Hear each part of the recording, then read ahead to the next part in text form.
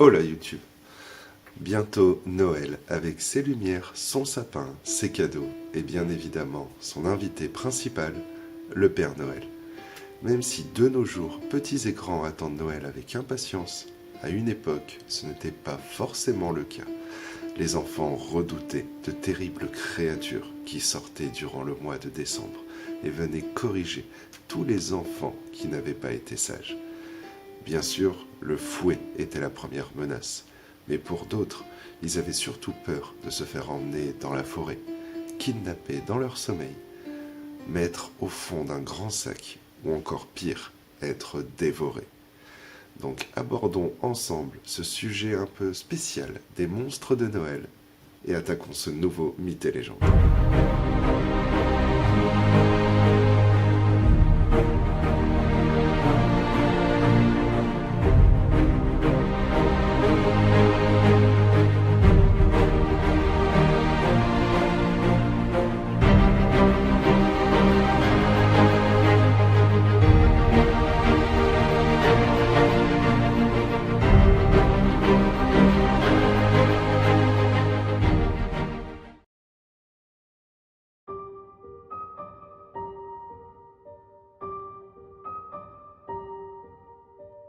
Grilla est une géante mythique qui habiterait une caverne isolée dans les montagnes islandaises.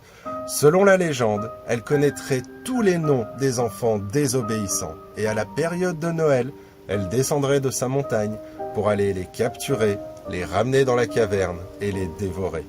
Car ils sont l'ingrédient principal de son plat préféré, le ragoût d'enfant turbulent. Et selon la rumeur, elle n'a jamais manqué de nourriture. C'est au XIIIe siècle que l'on parle d'elle dans certains écrits et on la dote de 15 queues. 300 ans plus tard, elle possède toujours ces 15 queues, mais chacune d'elles porte 100 sacs et chacun d'eux contient 20 enfants. C'est ensuite au XVIIe siècle qu'on la relie vraiment à Noël car on lui attribue le rôle de mère des 13 lad Yuletide. Et depuis cette période, on l'utilisait pour réellement terroriser les enfants. En 1746, d'ailleurs, un décret public a carrément été écrit interdisant l'utilisation de Grilla ou de ses enfants pour terroriser les réels enfants de ce monde. D'après d'anciens contes, Grilla aurait été mariée 3 fois à Gustu, Bolli et Lepaludi. Ce dernier, d'ailleurs, vivrait toujours avec elle dans une caverne au milieu des champs de lave. Ils ont eu de nombreux enfants ensemble. Plus de 72 ont été répertoriés au cours du 19e siècle, mais on sait qu'il en manque. Après, c'est un personnage mythologique, c'est juste que dans les écrits, on a du mal à vraiment retracer toute l'histoire de Grilla. Mais ces enfants ont eu une nette amélioration, car avant, ils l'aidaient à se ravitailler pour se nourrir des enfants désobéissants, mais au 19e siècle, ils ont échangé leur tenue de laine pour une tenue rouge et blanche, et ils venaient offrir des cadeaux aux enfants obéissants et mettaient seulement une pierre ou une pomme de terre aux enfants désobéissants. Par la suite, ils sont même devenus simplement des livreurs de cadeaux, et étant au nombre de 13, et chacun avec une personnalité différente, ils venaient chacun leur tour déposer des présents durant tous les 13 jours avant Noël.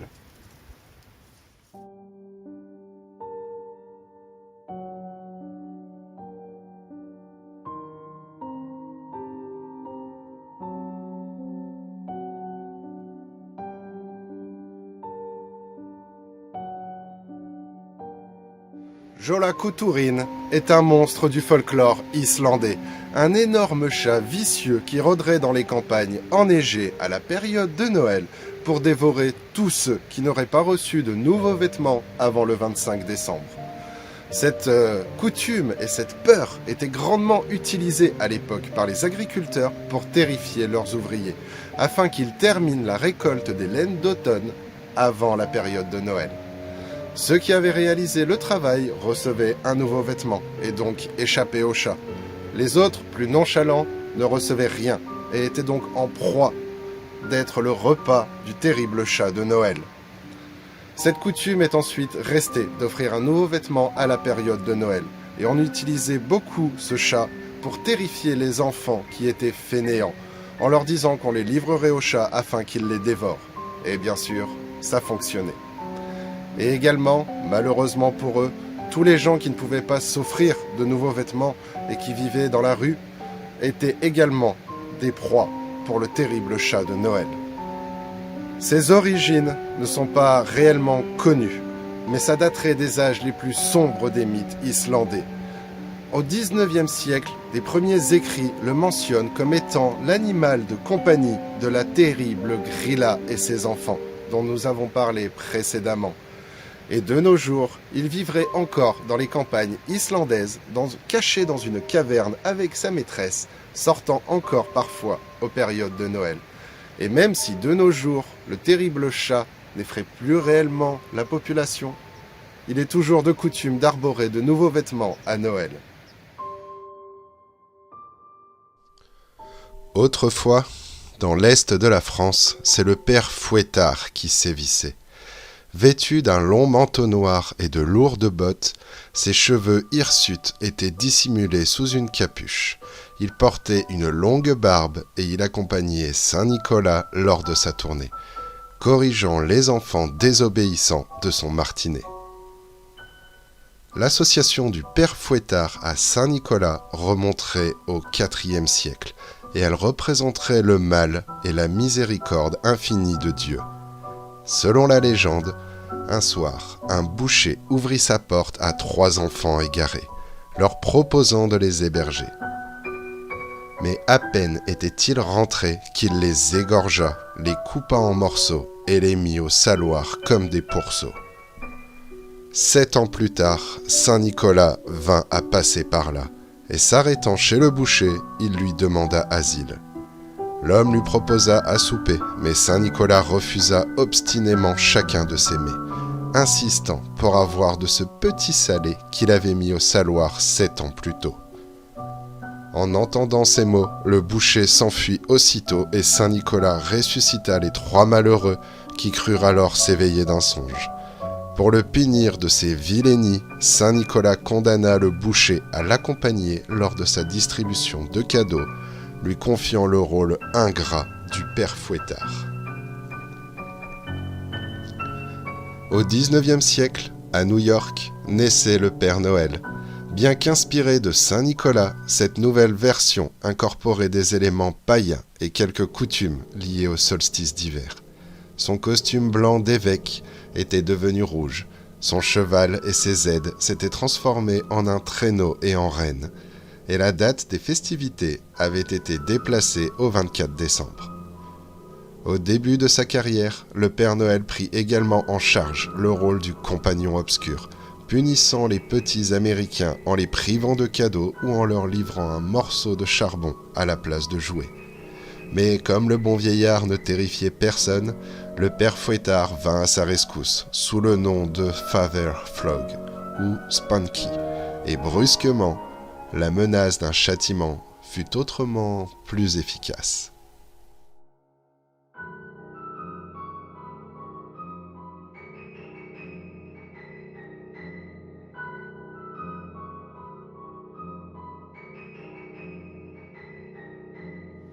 De fin décembre à début janvier, des fêtes étaient organisées en l'honneur de la déesse Perchta, dont le nom évoque une lumière scintillante. Elle pouvait apparaître tout au long de l'année, mais se montrer plus particulièrement durant les 12 jours de Noël, c'est-à-dire du 25 décembre au 6 janvier. Elle était décrite avec une beauté exceptionnelle, et sa blancheur lui aurait valu son nom. Mais selon d'autres, elle était plus une vieille femme ingrate et hagarde. Dans le folklore bavarois et autrichien, elle est connue pour errer dans les campagnes enneigées durant les 12 jours séparant Noël de l'Épiphanie. Elle pénètre dans les maisons et est capable de savoir si un enfant ou un jeune domestique a été sage tout au long de l'année et a obéi aux parents. Pour les plus sages d'entre eux, elle offre une pièce d'argent. Les autres, elle leur fait une fente sur le ventre, leur retire l'estomac et les tripes pour les remplacer par de la paille et des cailloux. Elle s'intéresse plus particulièrement aux jeunes filles et regarde si elles ont su tisser la part de lin ou de laine qui leur avait été attribuée au cours de l'année.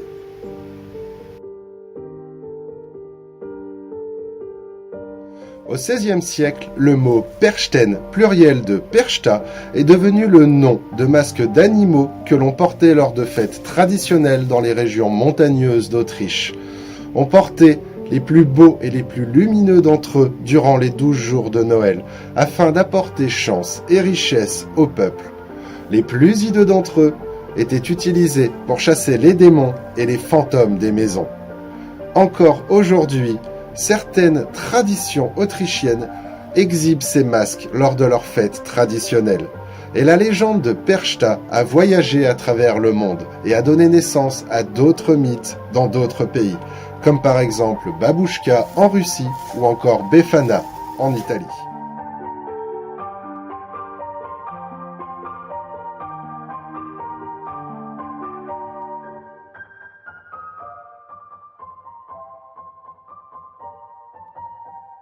Belsnickel, dont le nom signifie presque littéralement Saint-Nicolas à fourrure, nous provient du folklore germanique et est apparu au Moyen-Âge.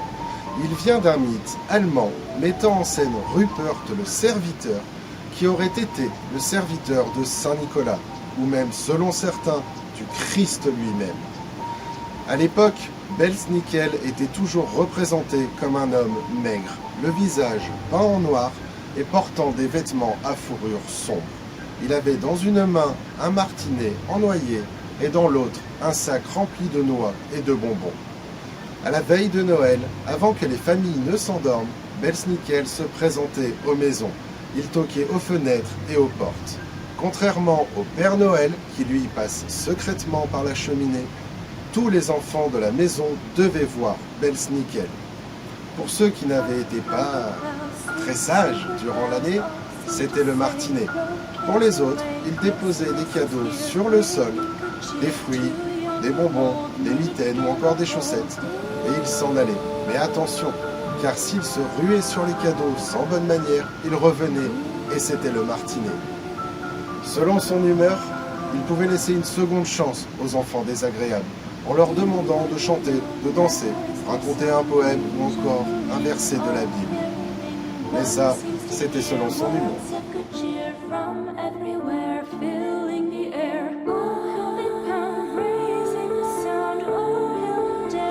Mais ça, c'est la version un peu gentille, un peu soft de Belsnickel, car selon certaines rumeurs, il emmenait parfois les enfants au plus profond de la forêt afin de leur faire regretter leur comportement durant l'année. Et selon d'autres rumeurs encore plus sombres, Belsnickel venait parfois durant la nuit pénétrer dans les maisons, voler les enfants, les emmener et ne les ramener jamais à leurs parents. Mais on ne sait pas du tout ce qu'il leur faisait. Aujourd'hui, Belsnickel s'est beaucoup confondu avec le personnage du Père Noël, mais dans certaines régions reculées d'Allemagne, il terrifie encore certains enfants.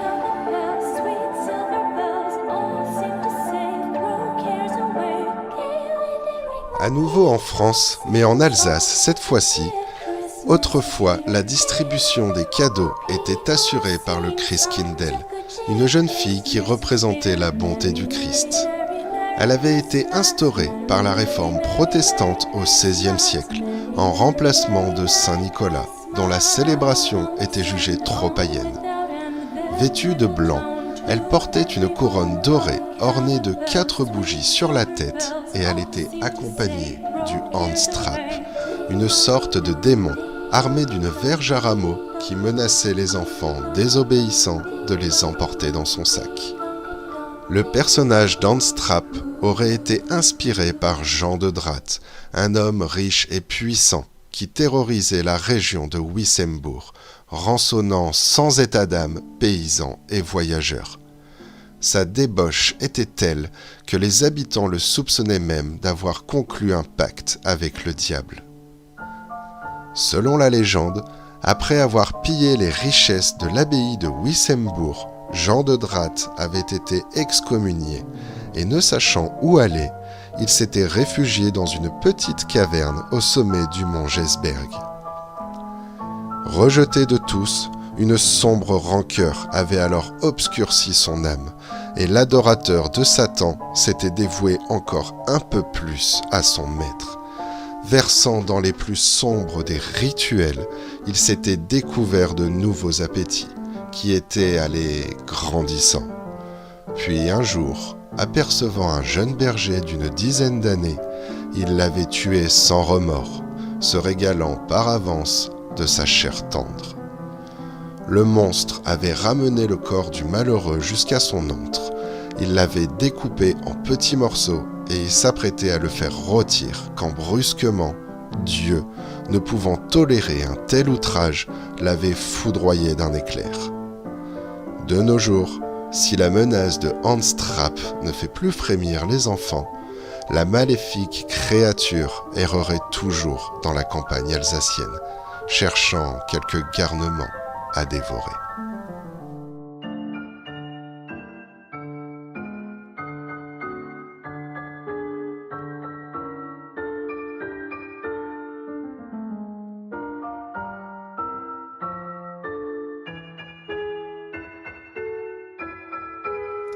Krampus est une créature folklorique que l'on retrouvait durant la période de Noël.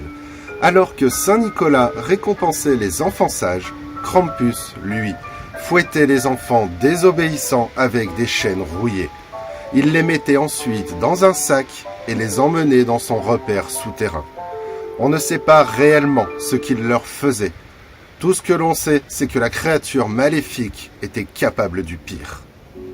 Il descendrait directement du dieu cornu que vénéraient les sorcières. Et même s'il y a de nombreuses variantes à travers le monde, ses caractéristiques sont généralement communes et se rapprochent du diable. En effet, il était généralement représenté avec un corps poilu, un pelage sombre et des sabots fendus, avec 2 petites cornes de chèvre sur la tête et parfois on pouvait apercevoir son immonde langue. Il était célébré le soir du 5 décembre, la veille de la Saint-Nicolas, pour la Krampusnacht. Et même si cette légende nous vient d'Allemagne, elle a su traverser les frontières. Et encore de nos jours, il y a certaines fêtes traditionnelles où les jeunes portent des masques cornus, prennent des chaînes dans leurs mains et sortent dans la rue terroriser les enfants.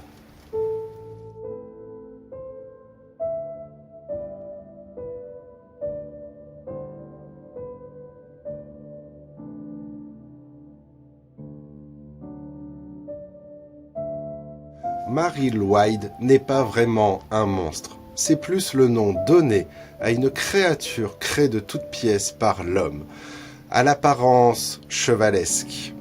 Elle proviendrait d'un rituel celtique de la déesse Rhiannon. Et cette coutume était très popularisée au Pays de Galles, même si elle a été oubliée de nos jours. La créature était constituée d'un crâne de cheval positionné en haut d'une perche en bois, avec un drap blanc à l'arrière du crâne afin de dissimuler le porteur. Le soir de Noël, au crépuscule, la cérémonie pouvait commencer. Un meneur, équipé d'un bâton, d'un fouet et de rennes ornées de petites clochettes, il dirigeait la bête avec 4 à 5 individus qui l'accompagnaient. Il toquait de porte en porte et commençait à chanter. C'est alors qu'un duel de rimes s'engage entre les habitants et le groupe d'individus. Si les habitants gagnent, Mary Lwyd s'en va et n'insiste pas. Mais ça, c'était très rare. Lorsque le groupe d'individus gagnait, il rentrait dans la maison et là, Mary Lwyd se déchaînait. Elle se mettait à crier, à faire aller sa mâchoire, car le bas de la mâchoire était amovible et ça lui permettait de pouvoir croquer les personnes.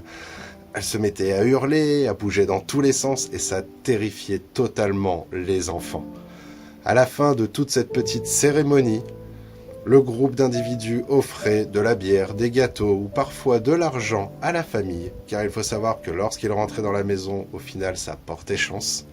Et après, ils s'en allaient, mais avant ça, ils chantaient tous ensemble une chanson d'adieu traditionnelle du pays.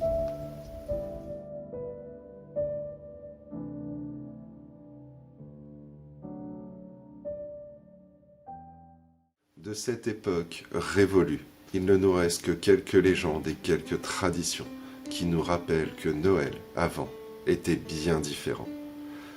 En tout cas, si vous avez aimé découvrir toute cette petite créature de Noël que vous ne connaissiez peut-être pas, je vous invite à liker la vidéo, la commenter et la partager. Abonnez-vous à la chaîne si ce n'est pas fait. Et occasionnellement, pas d'épisode dimanche prochain pour Noël. Il n'y en aura pas le dimanche suivant, comme d'habitude, le dernier dimanche de chaque mois, pas de vidéo. Donc je vous donne rendez-vous en janvier. Passez de bonnes fêtes, entre amis, entre familles. Et moi je vous dis, hasta luego.